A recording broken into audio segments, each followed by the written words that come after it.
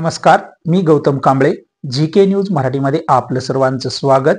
तुम्ही पाहत आहात महाराष्ट्राच्या कुशीतलं जी.के. न्यूज मराठी. तर आता बातमी आहे.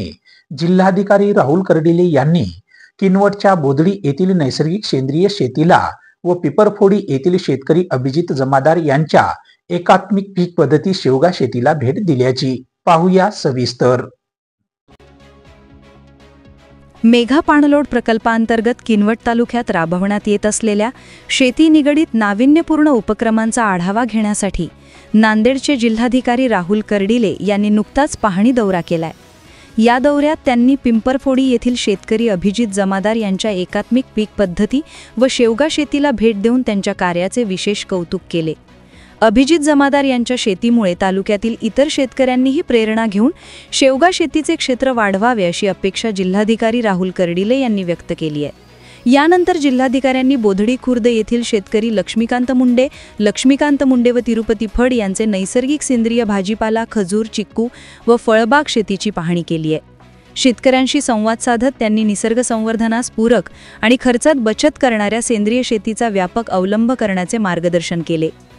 याप्रसंगी किनवटचे सहाय्यक जिल्हाधिकारी तथा प्रकल्प अधिकारी झेनितचंद्र दोंतुल्ला, सहाय्यक गटविकास अधिकारी पुरुषोत्तम वैष्णव, तालुका कृषी अधिकारी चंद्रकांत निमोड, विस्तार अधिकारी कैलास गायकवाड, वसंत वाघमारे, नोडल अधिकारी चेतन जाधव, प्रादेशिक समन्वयक दिनेश खडसे, आकांक्षित तालुका समन्वयक पांडुरंग मामिडवार, वनपाल कैलास बडोरे, वनविभागातील अधिकारी व कर्मचारी, सहाय्यक कार्यक्रम अधिकारी सुमेध थोरात, उकंडराव पवार, निशा मोरे, तांत्रिक अधिकारी श्रीकांत जाधव यांच्यासह राष्ट्रविकास संस्थेचे प्रकल्प प्रमुख गंगाधर घ्यार, ग्राम महसूल अधिकारी, सहाय्यक कृषी अधिकारी शिवाजी जाधव, ग्रामस्तरीय विभागांचे अधिकारी, कर्मचारी व नरेगा कर्मचारी मोठ्या संख्येने उपस्थित होते.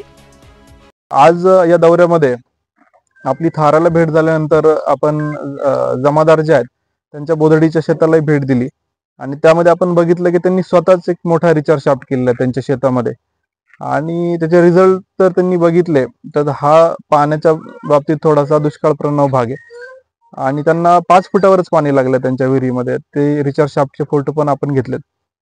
त्यासोबत हा दुसरा भाग यांच्या शेतीला भेट देण्याचं कारण यांनी जे मॉडेल तयार केलेले आपल्या सगळ्या भागामध्ये ते खूप वाखाणण्याजोग आहे. कारण आपल्या भागामध्ये लोक सोयाबीन आणि कापूस वगळता बाकी काय पिकं घेत नाही. तर त्यांनी एक तर शेवगा आणि आंब्याचं आंतरपीक घेतलेलं आहे आणि दक्षिण उत्तर या पद्धतीने लागवड केली. त्यामुळं सूर्यप्रकाश पण आंब्याला सफिशियंट मिळतोय आणि शेवग्याची जी व्हरायटी आहे ओडीसी 3, तर ही व्हरायटी कमी उंचीची व्हरायटी आहे आणि यालाही ते खूप चांगल्या पद्धतीने त्याची निगा राखतात. त्यांनी ऑलरेडी एक्सपोर्ट करण्याचं त्यांचं नियोजन आहे.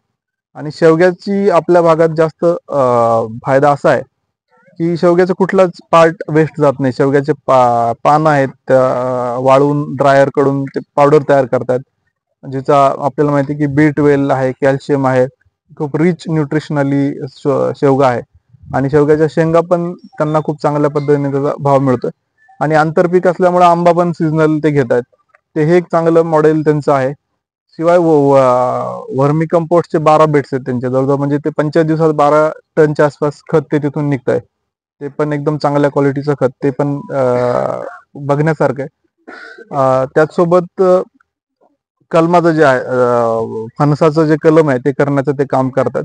ते खूप चांगलं मॉडेल आहे बोधडीमध्ये त्यांनी केलेलं की इंटिग्रेटेड शेती डेव्हलपमेंटचं जे मॉडेल आहे. तर त्यामुळे आम्ही जाणीवपूर्वक या ठिकाणी आलो जेणेकरून आपल्या भागात काही क्लस्टर शेवग्याचं जर तयार झालं तर शेतकऱ्यांना फायदा होईल आणि लोक जास्तीत जास्त येऊन यांचा भेट देतील शेताला आणि माहिती घेतील.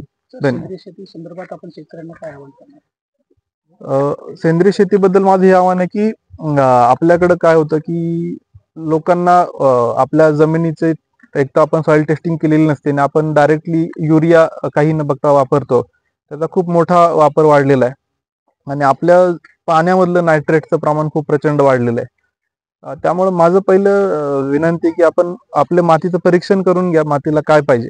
दुसरी गोष्ट, आता बऱ्याचदा असं होतं की आंतरराष्ट्रीय मार्केटमध्ये जे रॉ मटेरियल आहे त्याचे भाव वाढतात, मग युरियाचे आपले भाव वाढतात, DAP चे भाव वाढतात आणि मग तुटवडा होतो आणि लोक आपण त्याच्यावर खूप जास्त ओव्हर रिलायन्स त्या गोष्टीवर असतं. त्यापेक्षा आपण पॅरलली आता हे जर आपण मॉडेल बघितलं यांचं व्हर्मी कंपोस्टचं जे खत आहे त्याची क्वालिटी आणि एकतर घरच्या घरी ते करतात, त्यामुळं ऑलमोस्ट ते विना खर्चात ते करतात आणि याचे फायदे आपण बघितलेले आहेत.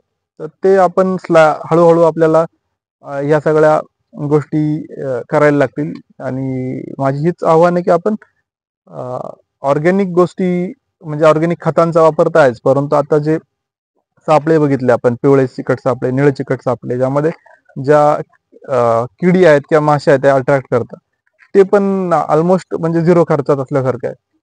आणि त्यामुळे काय होतं की तो खर्च तर वाचतो, परंतु केमिकलचा वापर आहे तोही कमी झालेला आहे आणि त्यामुळेच त्यांचा आता जो प्रयत्न आहे की युरोप आणि अमेरिकेच्या मार्केटमध्ये रेसिडी फ्री उत्पादन लागतं, तर त्यांनी ऑलरेडी मला वाटतं 2 वर्ष सर्टिफिकेशन केलेलं आहे आणि त्या दिशेने त्यांची वाटचाल चालू आहे. तर त्यामुळं चांगलं एक तर अन्न आणि दुसरी गोष्ट कमी खर्चात याचं प्रॉपर शास्त्रशुद्ध पद्धतीने अभ्यास करून त्यांची अंमलबजावणी ते करतायत. तर माझं हेच विनंती आहे, आपण याचा आधी अभ्यास करा या सगळ्या गोष्टींचा आणि मला असं वाटतं की ते शक्य आहे, सहज त्याची अंमलबजावणी शक्य आहे. तर हेच आपल्या माध्यमातून सर्व शेतकऱ्यांना आव्हान आहे की एक पीक पद्धतीतला बदल करणे हळूहळू आणि जे इतर गोष्टी ऍक्टिव्हिटी आहेत एकतर आपल्या आहे त्या पिकांमध्ये पण काही गोष्टींची म्हणजे सोयाबीन आहे त्यामध्ये बीबीएफ लागवड करू शकतो, बेडवर लागवड करू शकतो म्हणजे निचरा पाण्याचा जास्त होईल आणि कॉटन मध्ये पण श्रेडरचा वापर जर केला तर हे जे काय आपण नंतरच्या वेचणीनंतर आपण ते जाळून टाकतो, ही अत्यंत चुकीची अत्यंत घातक पद्धत आहे. ती बंद केली पाहिजे, ज्यांनी आपल्या शेतीतलं जमिनीतलं कार्बन 0 पर्यंत आलेलं आहे. तर हे जर कॉटन श्रेडरचा वापर आपण केला, आता कृषी समृद्धी योजनेमध्ये 132 श्रेडर आम्ही प्रस्तावित केलेत, तर तो जो सगळा गोष्ट शेतातच जर ते पडलं तर आपल्या जमिनीचं जे पत आहे ते खूप चांगली वाढेल. आता आपण बघितलं यांच्या शेतामध्ये शेवगा किंवा जे कटिंग केली जाते ते तिथं शेतात टाकतात आणि त्यामुळे यांचा ऑर्गॅनिक कंटेंट खूप चांगला वाढलेला आहे. त्यामुळं हे माझं सगळ्यांना आव्हान आहे. तुम्ही पाहत आहात महाराष्ट्राच्या कुशीतलं GK न्यूज मराठी, सात जनतेची, भूमी महाराष्ट्राची.